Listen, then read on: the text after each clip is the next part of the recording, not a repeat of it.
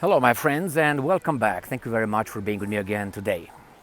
I am in Sibiu, in the Piazza Mare, the center of the old town, and I made a video a minute ago with Biden promising Russia that U.S. weapons will not hit the Kremlin, Moscow, but he doesn't say anything about St. Petersburg. In this video, I will discuss two topics. One is Zelensky and Macron. Zelensky is the president of Ukraine, legitimate or not legitimate, and Macron, the president of France, will tell us exactly how this war racket works. Very easy. And the other article I'm going to discuss is Zelensky and Biden and Macron at the Normandy landing celebration. Now, why this is idiotic, I will tell you, because Putin was not invited, obviously, because Putin is Russian and Zelensky is Jewish, my bad, Ukrainian. Therefore, he is invited, but Putin is not. And yes, I'm sweating my ass off here. All right, so let's start with the first, so I can get a chance to get in the shade. All right, look at this guy. Chasing girls. Anyway, so let's start with the first article. The first article comes from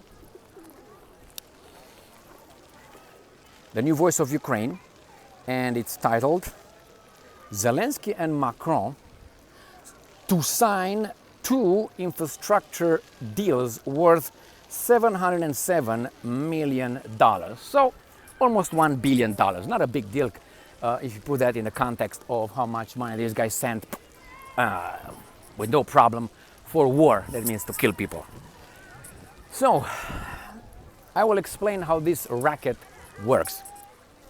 So first, you maneuver. So war starts. Obviously, you are the victim or you are the helper. In Ukraine, we know that the United States of America has nothing to do with that. Nothing to do with the events in 2014, the coup d'etat, nothing to do with that. Nothing to do with CIA bases in Ukraine, nothing to do with training them, nothing to do with weapons brought over there. This is the Catholic Church in the square, the Hungarian church we call it.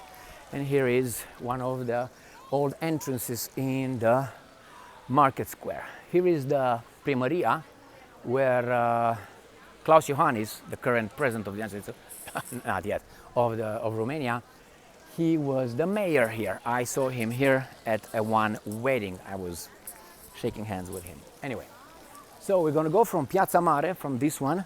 We're going to cross into this little piazza. So, Piazza Mare right there in the blue. We go through this. This is how I used to go to my high school, which was located by that church. No, it was not a Christian high school. It was a German high school. So we got in this second, and it's called Piazza Mica. So that's the big square, this is the small square, because it's a little bit smaller. There you go. And I will walk you around with all the restaurants over there. So as I said, you create a war, then you come as a savior, you bring weapons, so you have the arms manufacturing companies helping. Then you keep escalating. The enemies, which in this case are the Russians, are bombarding and destroying, obviously, the infrastructure in the country that you are helping. And then what happens next? Then you build. So you provide the Ukrainians with weapons to defend themselves, all for good for good reasons. So you supply them with weapons. They fight the invaders, the attackers, the aggressors, which are the Russians, obviously. Then the Russians escalate, because you escalate bringing more and more weapons, more destruction in the country that you're going to rebuild. With whom? And they say infrastructure. What does it mean? There's going to be roads, there's going to be schools, there's going to be hospitals, there's going to be infrastructure. So the French companies will have jobs.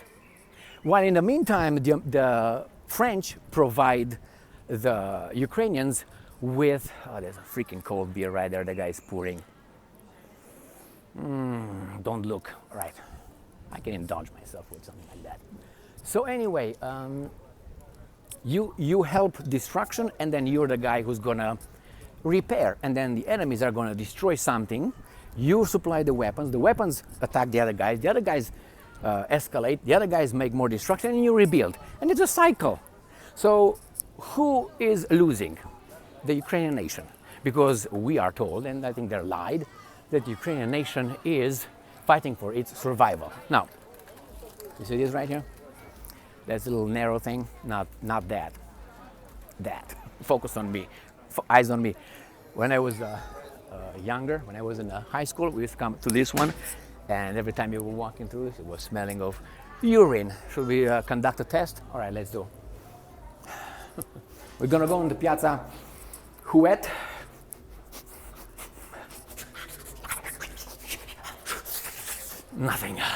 Nothing. Look at that, beautiful. I think this is Piazza Huet, if I remember. Passajul Pantofarilor. So this is the passage, or whatever you want to call it, of the shoemakers. And here is, if I remember correctly, Piazza Huet with this beautiful old style building. I think it's Muzeul Satului, Muzeul, I can't remember. I think this is in a, I don't want to say shit, so I'm not going to say. Right there, and across from here is the Evangelische Church. Kirche, church. So I made a video on that. Go and check it out. I'm going to come here later. I'm going to go back to the shoemaker's passage. I'm going to go back into the small market, square, and then I'm going to go from there. I'm going to go around to Podul Minciunilor. It's called the Liar's Bridge. Right, look at this door. This is original. This is old shit. Look at these hinges, or whatever they are. Yeah, they are hinges. And here the open and close that. Oh, I'm gonna break if I do it. Anyway. Okay. When I was much younger, and still I want to have at my house like this, you know, put the wooden shit over there, clunk on this side and on the other side, so nobody can enter, including the bears. But now we got guns and shit, so we're not scared of anything. Just kidding. Fresh air of Sibiu. So that's the rocket, and all in the name of good. Remember, all in the name of good.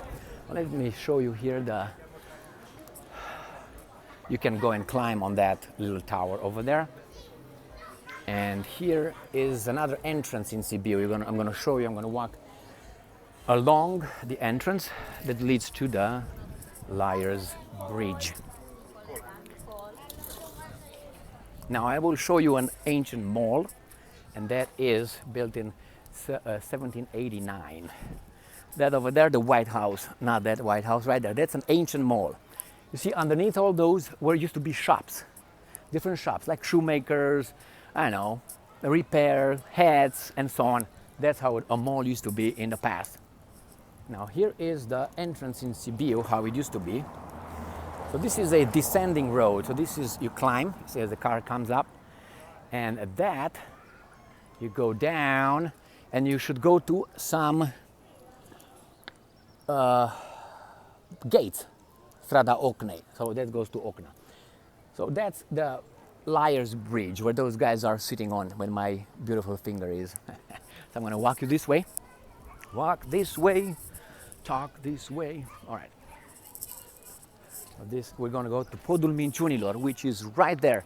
This is the first bridge built of fontă. I don't know how you call it in English, fontă, from Europe. That bridge in Europe, built, it says somewhere, but I can't remember the year. It was the first, and it's still there. Fonta is something that is breakable, so it's not something that is flexible, like we are supposed to be, tolerant and flexible. So that breaks like an oak tree's branch. Here it is. And if you go down there, you exit as the lower city. Here's the upper city, that's the lower city. All right, so let me go to the next article, which is, let me go from the shade because it's, whew. All right, I have this beautiful little phone here, but hey, I work with whatever I need to work with. The other one is Zelensky and to meet with Biden and Macron in France for the 80th anniversary of D-Day. Russia invited. Russia, not Putin. So this comes from New Voice of Ukraine. This was an article coming from June 6th.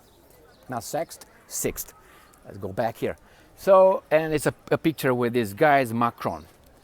Remember, Macron, France, during the Second World War, had just a contingent in London hiding with Mr. de Gaulle, General de Gaulle. That's what it was.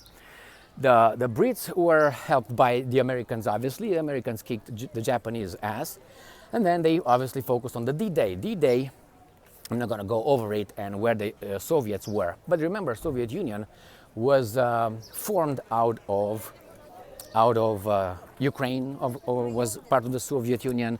Moldova was part of the Soviet Union, and many other former Soviet, how do you call them, provinces? I don't call them provinces. Like Kazakhstan, Uzbekistan, this kind of little things. Not little actually, but nevertheless. So Ukraine was part of Soviet Union, as was Russia part of the Soviet Union. So now you invite the Jewish leader of Ukraine, right, for those commemoration, anniversary, celebration, what do you want to call it, but you don't invite the Russian president. Why? Because the Russian president must go, oh, look, I have a hat, a crazy hat for a crazy guy. So this goes into the lower city.